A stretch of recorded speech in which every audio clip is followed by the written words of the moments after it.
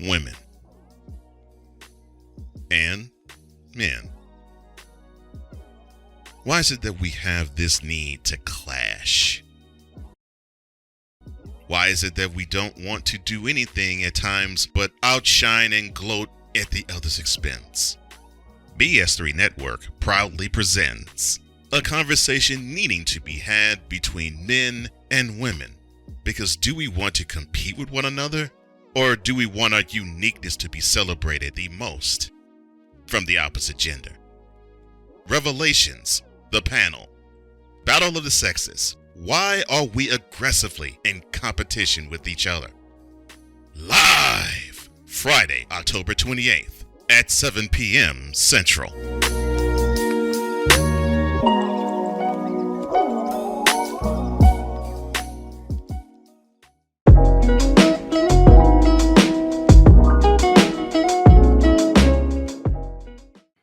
If you're the son of Darth Vader, you still have some of that darkness within you.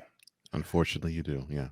And so every so often you would feel that darkness, and I would feel that darkness, and I would yell at the wrong moments at my daughter, and I would terrify her. Oh, no. And I know this, and I've confronted it. I've talked with her about it. I've told her about how I've messed up, and it was probably way more. I know it was way more often than it should have been. But it probably wasn't as often as I think it was. In hindsight, I'm probably painting myself as a much more ghastly figure than I really was, because it was just me and her for the first 4 years, because her mom, we split up, and then her mom went back to school and she got a job that really took up all of her time. So it was just my daughter and I, and so I'm learning on the ropes. And what really helped me was, again, we moved into my mom's house because I gave my my apartment to my daughter's mom, so she'd have a place to stay while she's doing her pursuits and everything. Right. So we moved back in with my mom, and my mom was like, "You need to really breathe. Like you need to really think about what you're doing before you do it, because you can't take some of these things back." And that was when I was like, how do I want to be seen in the annals of history for this child? Not in my own eyes. Like, Right. 30 years from now, do I want this child to be like, we're right down the street from my dad's house, let's go to McDonald's instead? What's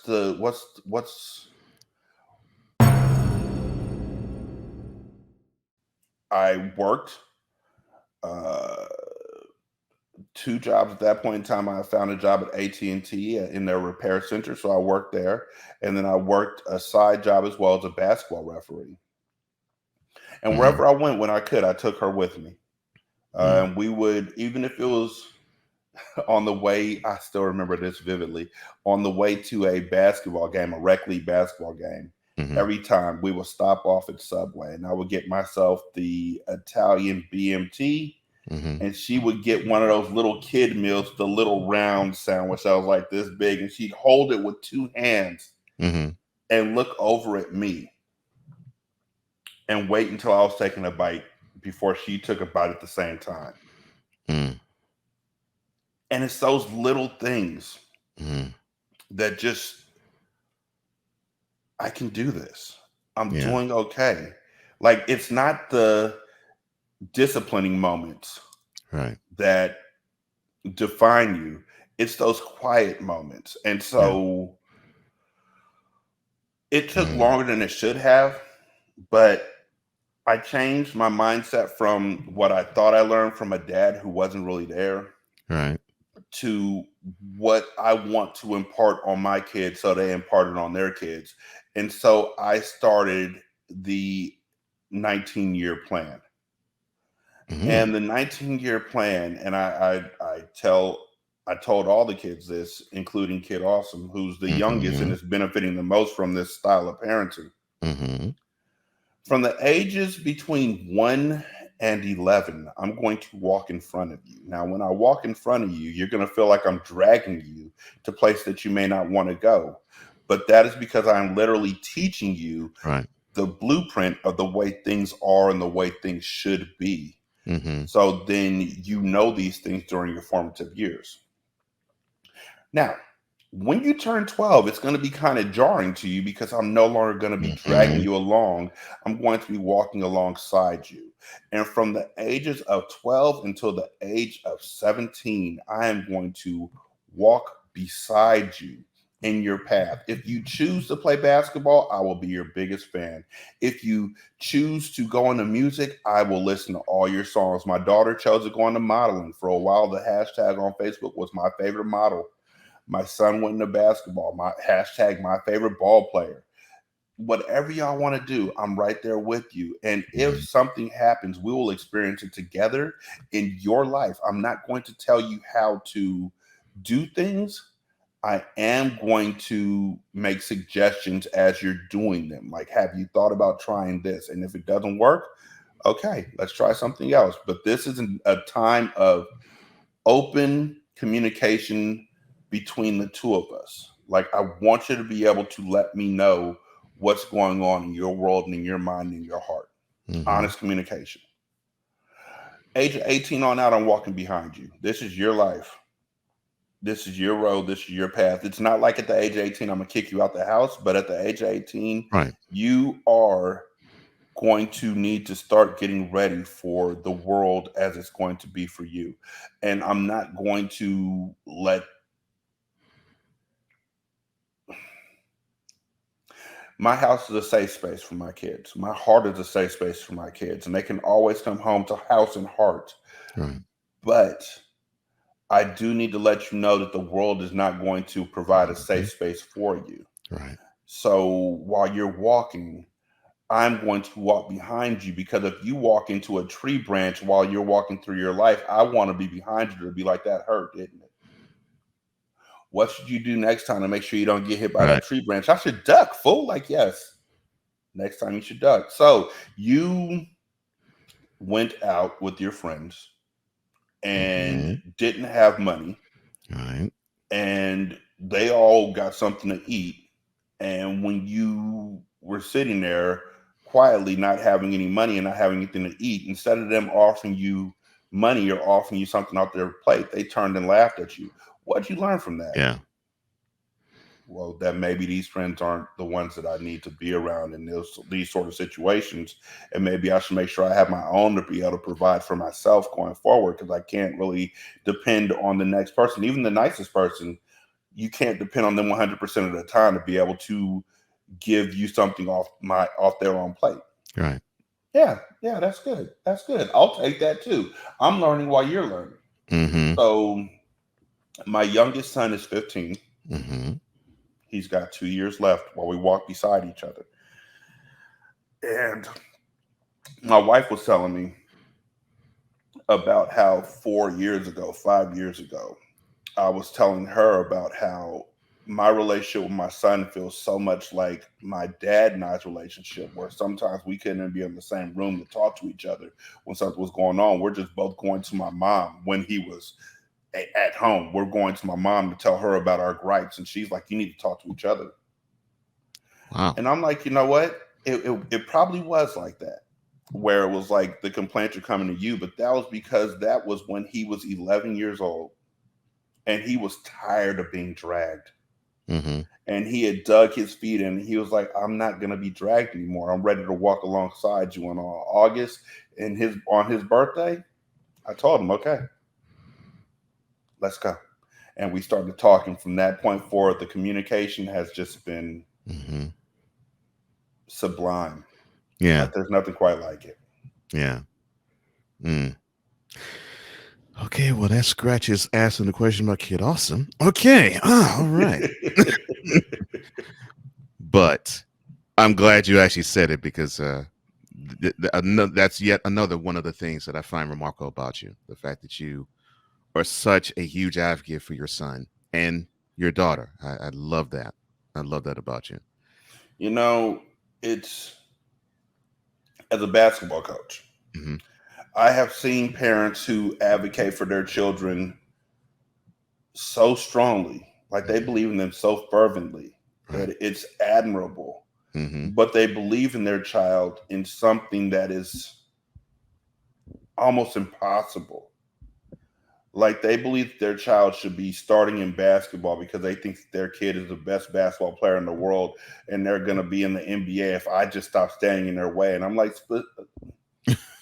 probability wise, like, no, but I appreciate you saying that. I appreciate you Mm-hmm. standing up.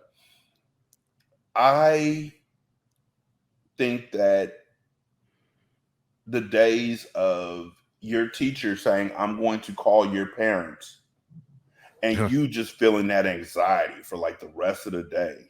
Like, think that the movie House Party Mm-hmm. is 100% built upon kids' fear of his teacher calling home or sending a letter home for something the kid didn't even do. Kid Right. got beat up in at lunch, and a teacher is sending a letter home to his dad, and he's petrified of how that's going to turn out. Right. I felt that fear of when the Mm-hmm. teacher said, I'm going to call home, and looking up every time the phone rang. And then when my mom gets a phone call, looking at her. And the one day, once a teacher called home, and I begged her not to call home. I was like, please don't call my mom. Please don't call my mom. She was like, I'm going to call your mama. So I got home, and the phone rang, and my mom answered it. And she was like, hello? I'm sorry. Jones resident. Uh-huh. Oh, you're Derek's teacher. Okay, hold on one second. She put the phone down, whooped me before the teacher even said what she was calling home for. She put the phone down and whooped my before the teacher even said what she was calling for. And then got back on the phone and said, okay, thank you for holding. What did he do? And the teacher was like, I just wanted to let you know he won the spelling bee. Oh no, no, no. And she was like, she was like, he begged me not to call you. So I figured he told you himself. But I just wanted to call you and tell you that he's doing a great job in class and that he's really, I'm really just impressed and I'm thankful to have him in my class. She was the first teacher who was like, I'm going to call home. And I was like, please don't. And my mom was like, oh, okay, well, thank you. And hung up the phone. And I'm sitting there snuffling, twitching a little bit. Of course. And my mom was like, well, I'm whooping you for something you probably thought you got away with. And do you want a Slurpee? And so after that, she never, if a teacher called, she will wait to hear what was going on before she decided her action. But I decided to take it a completely different direction. My kids, this just happened again, like in May of this year. Kid Austin's in school there. Him and his friends are eating lunch at lunchtime. The lunch person tells them to pick up their trash.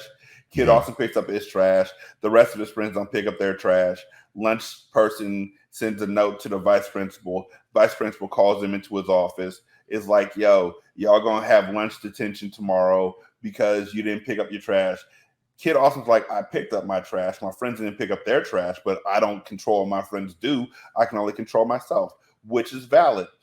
Vice principal was like, well, I'm going to call your parents. Kid Austin, without hesitation, is like, go for it. Go for it.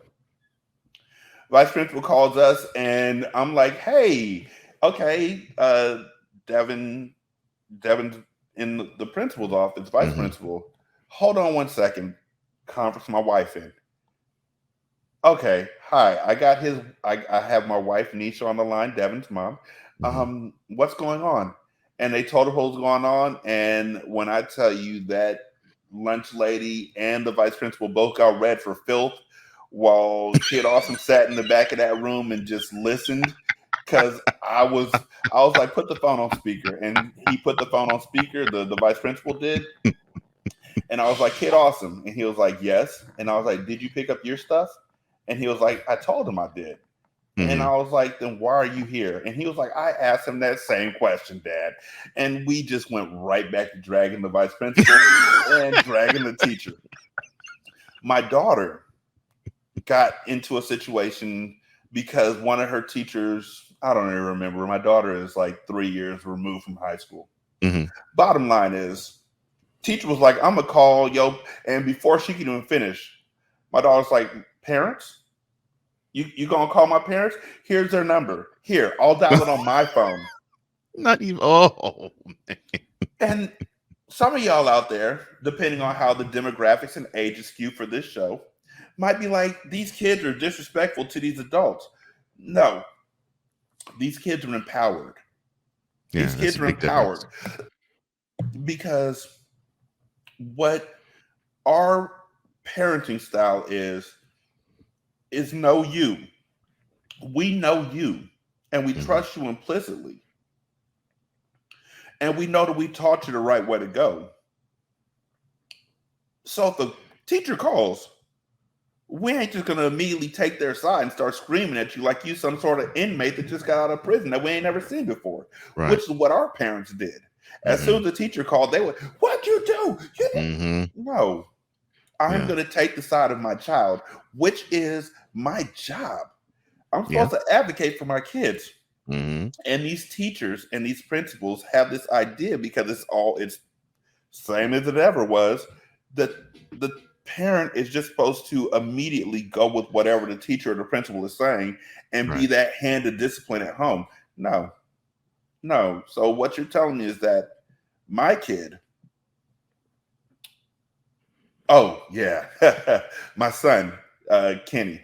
If y'all go and listen to my podcast, Single Simulcast, you can search the annals of Single Simulcast. And one of the episodes is called Scoreboard. Mhm. Parentheses, let Kenny cook. His fifth grade teacher called me to tell me that Kenny was in trouble because he would finish his work too quickly. And after he finished his work, he would sit down and read a book. And the other kids were upset because they weren't allowed to read books and they had to study while Kenny was in the back reading a book. And I was like, you called me for this? Yes, and also because at a field trip we went to, Kenny was laughing with his friends instead of listening to me when I was talking. And I was like, well, my son Kenny, he's pretty good at being able to do two things at once. So he can talk to his friends while listening for specific context clues that you're saying and be able to get the Right. answers.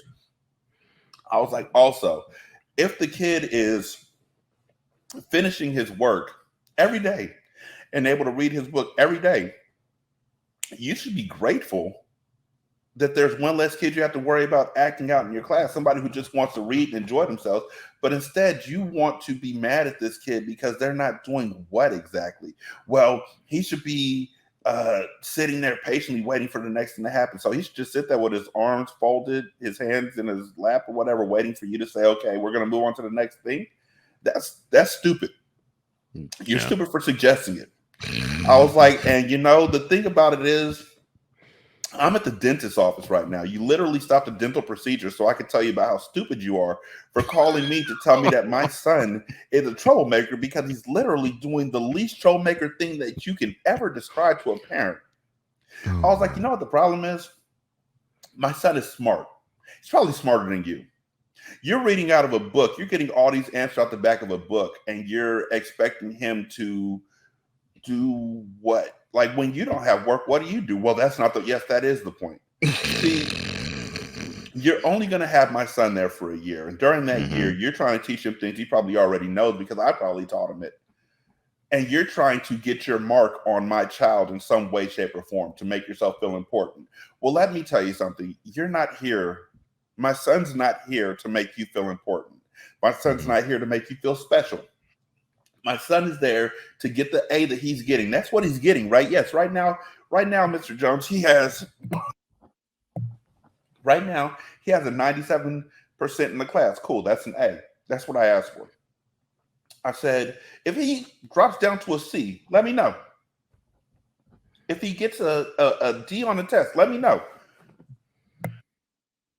But if he's getting A's in everything he's doing, what I'm going to need you to do is stand back and let my son cook. All right. If you ever call me about this again, just remember I will have this same conversation with you in this same way. Don't waste my time. Call me with really important stuff, not he's reading in the back of the class. I was like, you sound idiotic. Baby, because my wife was on the phone, baby, y'all can see this conversation. I'm out of this. I'm out of here. And I hung up on him. And teacher never called again. Never even looked our way. The teachers are always shocked to find out that we support our kids. And it's not always caustic. It's not always mean. It's not always cruel. But that teacher was really trying to say that my son was something that he wasn't. Like you're trying to take a kid's joy because you want him to be focused on nothing. The boredom and inanity of life. And that's not the way it should be for somebody who's in 5th grade. Yeah. Especially someone who's what sounds like he took the curious bug that you had as around that age and is swimming in it himself. That isn't something you should stifle. And that's something you should encourage. I was like, if anything. Oh no, that was the other thing. When I tell him to stop reading the book, then he gets up and he's walking from desk to desk of all of his friends and he's helping them out with their work. Oh, so you mean he's being a teacher's assistant? Right. In 5th grade, he's helping these kids with their work so you can focus on what you need to focus on? Yes, but I don't need him to do that. Okay, God. Sure. Just let my son cook.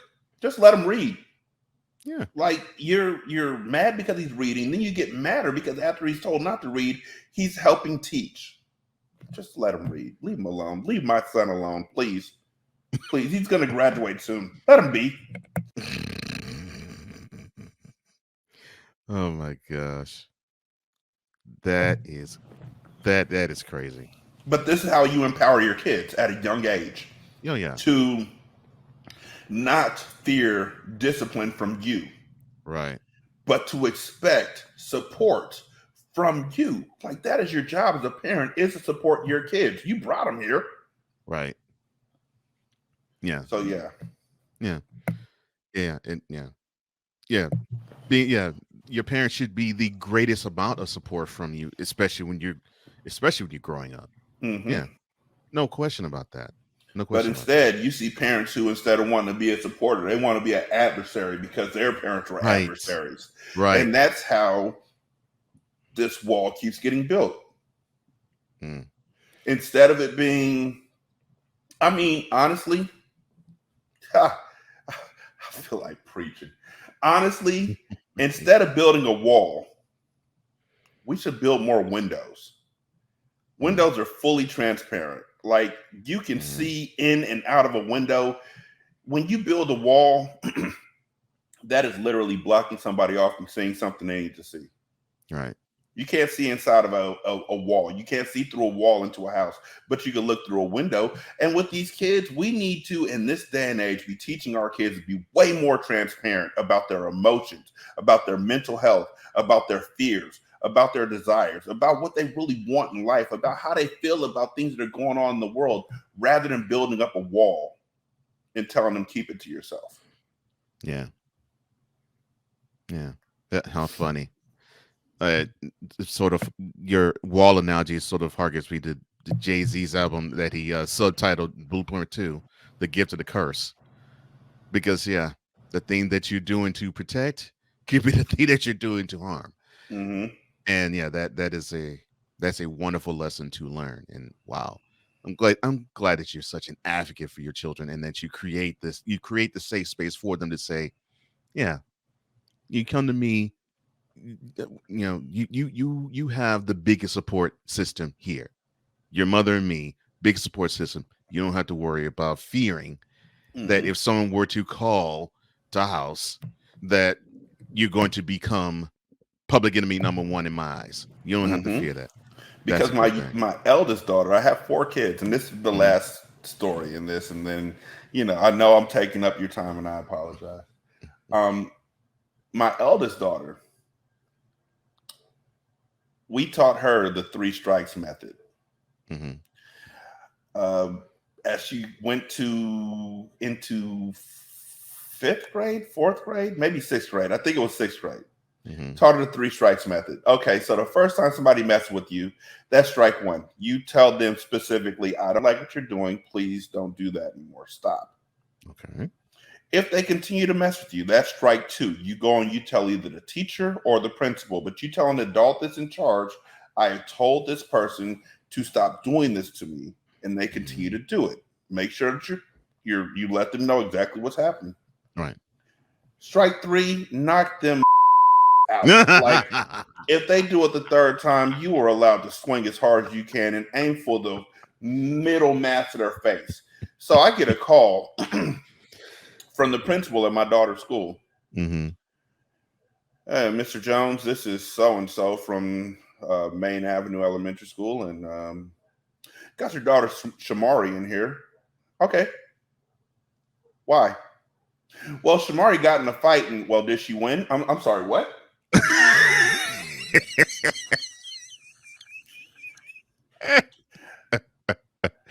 I said, did she win? Well, the other kid has a bloody nose and busted lips, and your daughter has bruised knuckles. So so she won. Okay, cool. Let me talk to her. Hey, Shamari. Yes. You okay? Yeah. Okay, cool. Let me talk to the principal again. Mr. Jones. Yes, sir. We have your daughter in here because she fought a boy in class. And so we're going to suspend her for 3 days. I said, oh, cool. So is this the same boy who's been making fun of her because her hair was short and wasn't parted the way that other people's hair was parted? And was it that one, the little white boy? Why, yes, it was a white kid, but I don't see how that has any bearing. So that means that this is the same boy that when she came and told you that he was picking on her, and you did nothing. You told him, or you told her, and I quote, boys will be boys. That probably means he just likes you, but he can't figure out a way to tell you. Wow.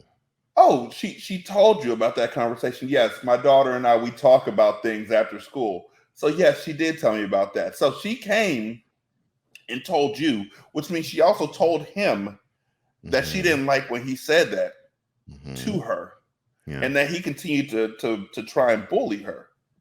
Okay, cool. Let me talk to my daughter again. Shamari, yes, Derek. I'm coming to pick you up. We're going to get a Slurpee. Hang up the phone. And she hung up, came and picked her up. She was suspended from school for 3 days. We got Slurpees 3 days in a row. She went back to school, didn't have no other problems with that kid, didn't have no other problems with anybody. All of my kids know the 3 strikes method because it is a method that is communication until communication don't work no more. Right. And then it's solving a problem.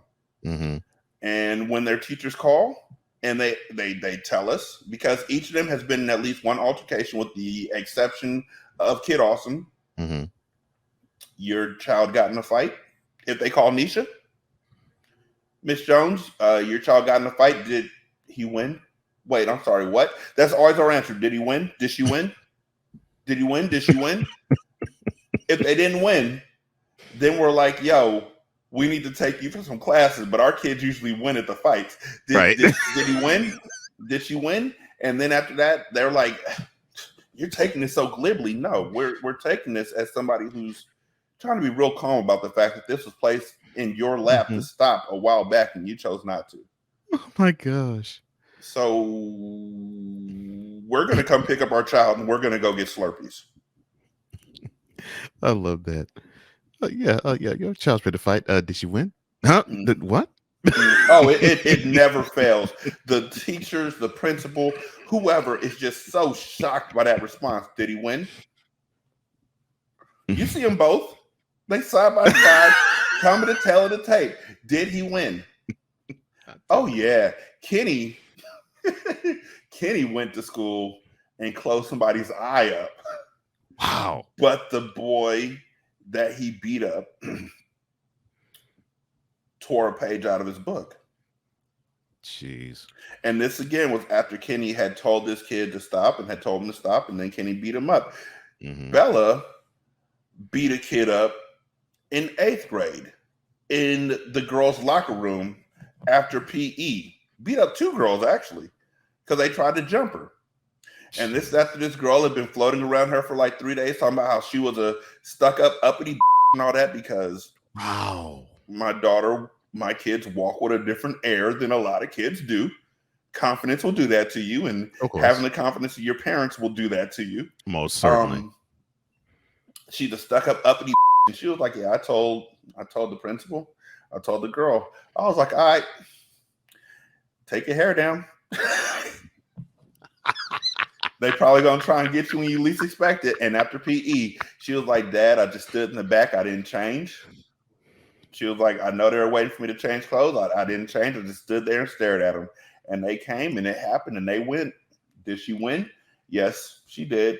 I took her for Gunther's. We went for ice cream. That was even better. I was like, "You beat up 2 of them?" My